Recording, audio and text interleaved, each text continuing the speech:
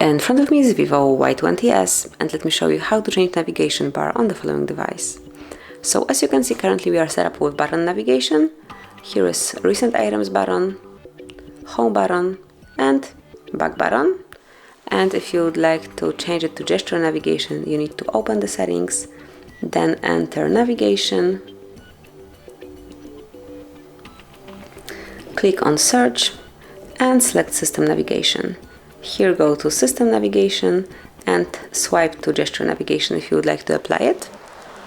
And all you need to know right now is that you can slide from right to left or from left to right to go back, then slide up once to go back to your home screen.